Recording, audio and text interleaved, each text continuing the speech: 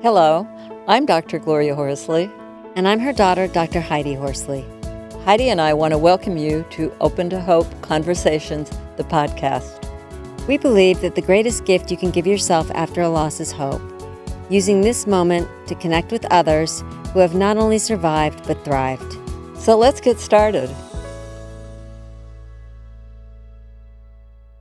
Welcome to the Open to Hope Show. I'm your host, Dr. Gloria Horsley, with my daughter and co-host, Dr. Heidi Horsley.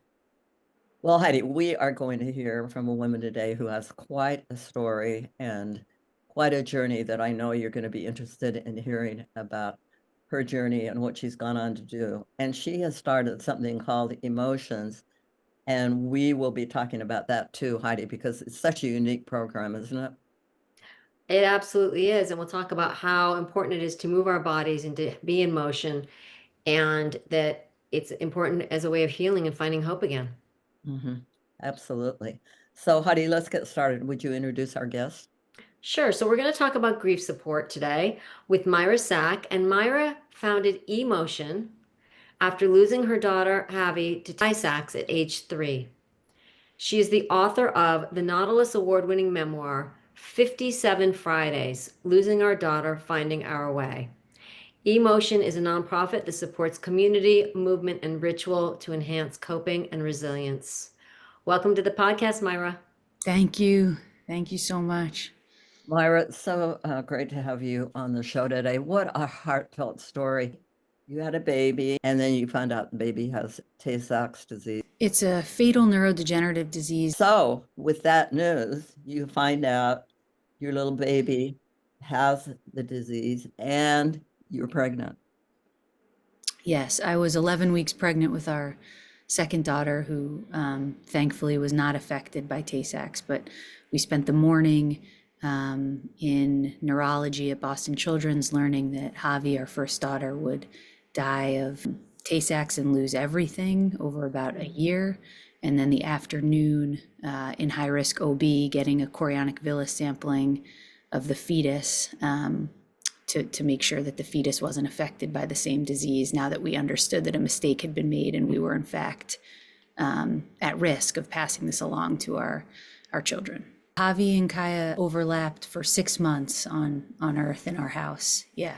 I wondered how that was for you. So much of this, as we all know, and many of our listeners will know, is sort of holding the unity of opposites, something that feels devastating and painful beyond belief, and hope and love and joy all at one time. And that was really the embodiment of those 6 months and beyond, was how to hold two seemingly opposite things. A growing, thriving young baby who we were wanting to love and nurture, and really doing the same thing for our daughter who was dying. And so we did it really practically with a lot of family support, and with this ritual that we created called Shabirthdays, which was this combination of Shabbat, which we get every Friday night, and this idea of a birthday, which Havi was only going to have 2 of them on Earth. And I couldn't, as her mom, kind of wrap my head or heart around how that was going to work. And so we said, well, if we combine Shabbat and birthdays, we could call them Shabirthdays and see how many we get with Havi on. I love this. Yeah, and we got 57 of them. Wow. and, So every Friday you would celebrate. Yeah, exactly. That's amazing. That's how we lived, from one Shabirthday to the next. Yeah. Wow. Okay, so then you lose her. She dies, and talk about that. We did everything pretty uniquely. I mean, it was COVID. Okay. And we kept Havi in our house for a few days after she died, and really we witnessed sort of the soul leave her body. And then we ended up hosting a memorial service a year later to celebrate her life. This notion that we can anticipate death and the finality of it, I think for a mom, as much preparation and thinking and that we did, and anticipatory grieving that we did, it was impossible to imagine what it was like for her physically to be gone. And that's life now. You know, how do we stay firmly in the land of the living while our daughter is in the land of the dead. And what does that look like? How do we do that? And also, I wanted to ask you about your fears and concerns. I know you've had two other children since then, right? Yes. You have three children. Yeah, So, three living children. Yeah, exactly. so Yeah. you have four kids. Yeah. So, what about your fears that you would have a baby with Tay-Sachs? Yeah, we pursued IVF. So we had our embryos tested now that we knew that Matt and I, my husband and I, were both carriers for Tay-Sachs disease. So our children aren't at risk of Tay-Sachs. And yet there is still so much fear about bringing in new life. Once you've experienced some kind of traumatic grief, Right. the naivete is kind of shattered. So I think it's all about, how do you figure out what's worth risking? And for me, the possibility of more love was worth the risk of more loss, I guess. Now, I got to ask you, your husband's a physician. Yeah. What was his take on all of it? I mean, Matt, as a physician who really brought us to Boston, which is where Javi was born, and we were at, in some ways the best hospital systems in the world, and a mistake was made. I think Matt felt a lot of guilt, and still sort of wrestles with guilt.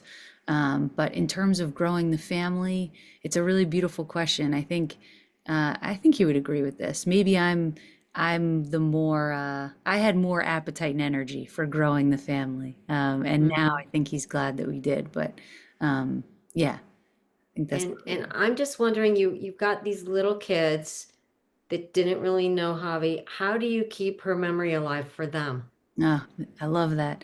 Yeah, so for Kaya, Javi is really present. I mean, she's in photos all around the house. She's got a couple special photos right next to her bed.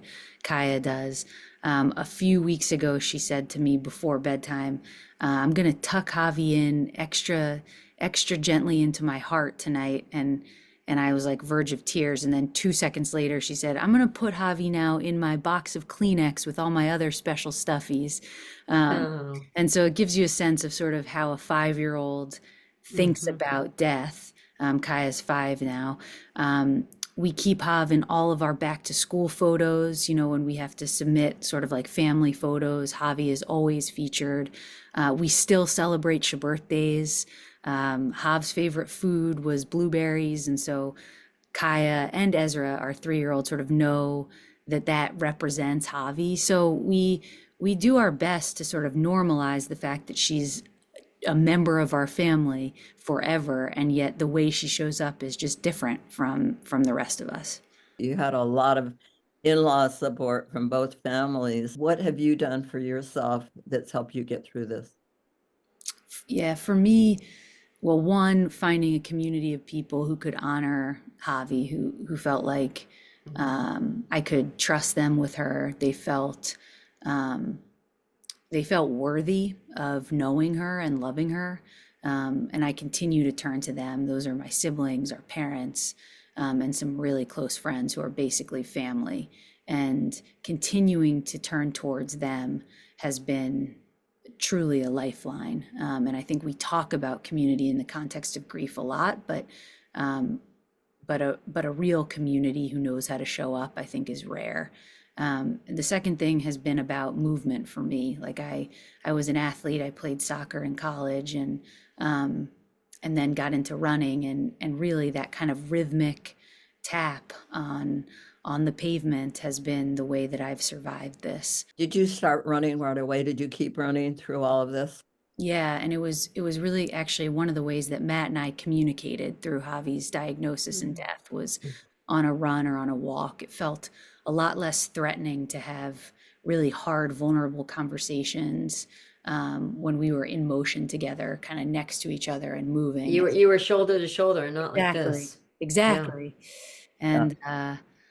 And so for sure. And then ritual, like for me, I had to make a blueberry smoothie.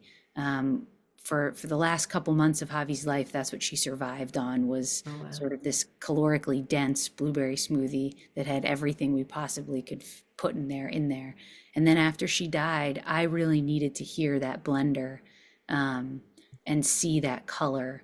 And so that became a micro ritual that I depended on for years after she died.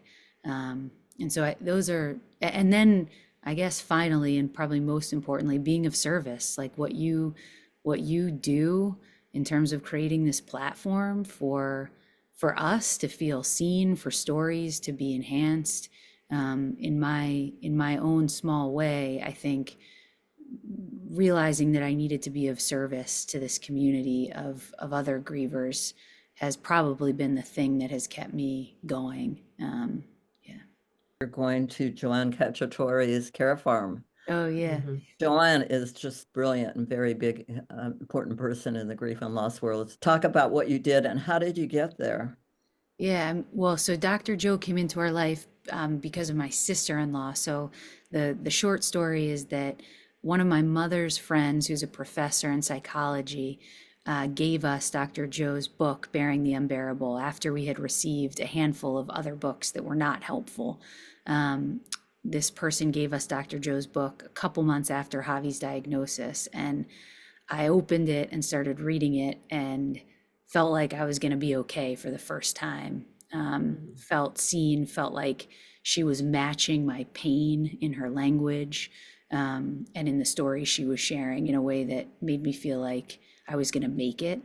And we made Dr. Joe's book required reading, basically for anyone who was going to come into our home or who was going to interact with Javi. We said, you have to read this book, because that was sort of our way of knowing that they were going to get it. And unbeknownst to us, my sister-in-law in the background was basically stalking Dr. Joe, and eventually convinced her to have a therapy session with my husband, Matt, and I over the phone. This was COVID. And so we started seeing Dr. Joe as our grief counselor. We would talk to her on the phone every week for almost 18 months before we actually met her in person. And then Javi died January 2021, and we made our first trip to the care farm as her clients 6 months later, and spent 2 pretty intensive days with her there. She has animals, horses, and all sorts of little animals that you take care of, I guess. And yeah, she has over 50 rescue animals now. Yeah. Wow. One thing that strikes me right now is you were setting up a network before your daughter died. You had this counsel and you had set up a network. What about people who haven't? Maybe they've even had a sudden death. What would you say to them? It's incredibly difficult. And I think the first thing I would say is putting 2 feet on the ground is a win. For as many days in a row as that is all you can do, that is enough. And over time, sort of building the emotional musculature to figure out who are your safe people, who is worthy of hearing your story. And I then, love that you say that, worthy of hearing your story. I think that's really a precious thought, that not everybody is going to be able to hear your story, and those or is worthy of it, which I love. I love Yeah. the way, like my mom said, the way you're framing this. Yes. Thank you. Yeah. So finding those people. Well, talk a little bit about emotion. For those of you that are hearing this, it's E-motion, Yeah. which I love. Thank you. My mother, you guys understand the magic of mother-daughter. Oh yeah. relationships, obviously. My mother came up with it. She's the linguist. Brilliant. Thank you. Yeah, emotion evolved organically. So after Javi died, I couldn't go sit in a grief group. I was really struggling to figure out who I was going to be and what my professional life was going to look like. And I ended up starting a group with 18 other bereaved people, some parents, some siblings, some bereaved partners, out of Heartbreak Hill Running Company, the bottom of Heartbreak Hill in Newton, Massachusetts, in Boston, said that they would lend us their community space. And 18 of us gathered every Sunday morning for 10 Sundays, and we would be in circle. We now call it a sacred circle. We would say the names of our people and hear them said back, and then we would head out for a run. And we trained together for a half marathon. Many of these people were not runners, had never run more than a mile. And in between our gatherings, I would send out notes, kind of gentle contemplations about grief that I had learned, that I had studied, and over time kind of created this curricula, so to speak. And at the end of those 10 weeks, the group just didn't want to stop meeting. And so Wow. I had a former colleague of mine join me, and she said, this is really worth trying to spread. And we got our first grant. And we just got to work in figuring out how would we train facilitators who had lived experience, not necessarily clinicians, in this model so that they could bring it to their hometowns. And now we have over 300 members. We have 20 active communities right now across the country, and we are partnering with a hospital to do a research study on the efficacy of what we call these movement communities.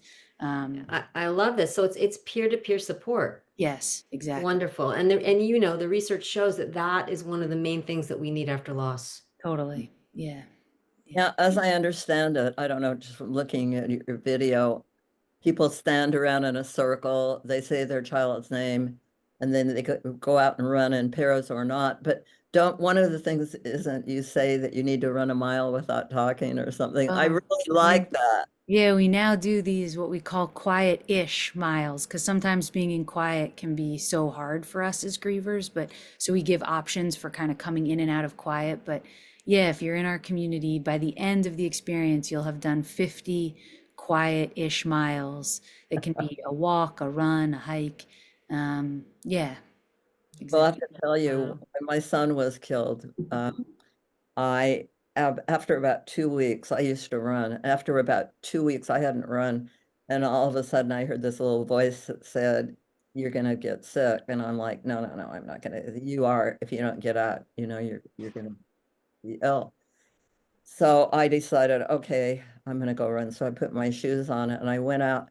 And honestly, it was so hard because I really felt that my neighbors were looking out the windows saying she doesn't care about her child. Whoa, So whoa. I think that's one of the self-care things that we have to deal with, is to overcome that idea that taking care of yourself is showing that you don't care enough, that you're not grieving enough. And that people might be judging you, Totally. saying, look at her. How could she have loved her son and she's out running? Yeah, little do they know maybe you were running with him in some way, you know? Well, Yeah. and Myra, when my sisters and I saw that, we were so happy because we were like, course. our mother's taking care of herself and we've lost our brother. I don't want my mom to die. Yeah, And right. and she was struggling a lot emotionally. And I'm like, it was such a gift for us to see that our mom was taking care of herself. Mhm. Because, when a family member dies, you're afraid another one's going to die. Right. That's the biggest fear. Yeah. Right. Exactly. Yeah. Move it or lose it, I always say. And I golfed when my husband passed away. I golfed every single day. So Wow. any Wow. kind of movement. We have interviewed people about the way we carry grief in our body, and I think we forget we're always trying to overcome grief with our brain. Yeah. Mm-hmm. Oh, do this, think this, you got to think this, and you just have to move your body. I mean, wonderful things happen because it's a physical experience. People Yeah. forget that grief is a physical experience. Yeah, completely. Mental, social, emotional. It's a physical event on the Yeah. body, and it's a hit. I Yeah. don't care if you knew your child was going to die suddenly or if they died over long term. The moment that they die, it's a shock. Yeah. Mm-hmm. Oh, I got shingles after Javi died a few months after. Wow. It's like 20 years too young, you know? Exactly. Yeah. Because your body was so distraught. Yeah. Yeah. Now, I started running after 2 weeks. How about you? When did you start working out again? I feel like I probably never stopped. Mm-hmm. Yeah. Kept going through it. Yeah. And then how far out were you before you started emotion? Before you got the Formally, about 2.5 years after Javi died, we incorporated as a 501c3. Yeah. but it was organic. Yeah, exactly. And if you were doing it anyway, and it's come to this. Well, how can people find emotion? And if they're runners listening to this, how can they become facilitators? Yeah, so runners, walkers, all are welcome. We started as a running group, but now many of our groups are walking Love groups. it. Um, the website, as Heidi was sort of alluding to, is emotion and then dash MC, which stands for movementcommunities.org. So it's www.emotion-mc.org. And yeah, we hate that you would have to find us, but we would love to have you. Awesome. And tell us about your book is wonderful, and you're such a Mhm. great writer, and Thank you. it's really very worthwhile getting it. So I would Thank you. highly recommend getting it. Tell us where people can get your book and tell us the name. Yeah, I think you can get it kind of anywhere. 57 Fridays, Losing Our Daughter, Finding Our Way. There's an audio book too if you prefer to listen. So yeah, Awesome. yeah. Now, do you have any special rituals you want to tell people about that you do? We still do She birthday.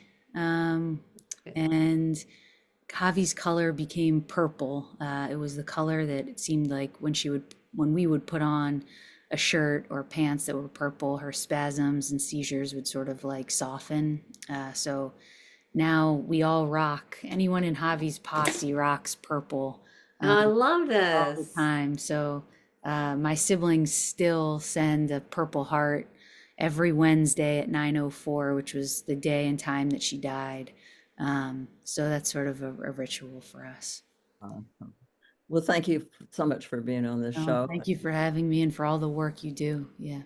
and you're an inspiration, I know, to a lot of people. Mm, You are, Myra. Thank you so much. I love what you're doing with emotion. thank So you. everybody out there, please go and find out how you can get involved. And I love that you can walk because I'm a walker You also. walk. You don't have to run. You're both in. You're both in.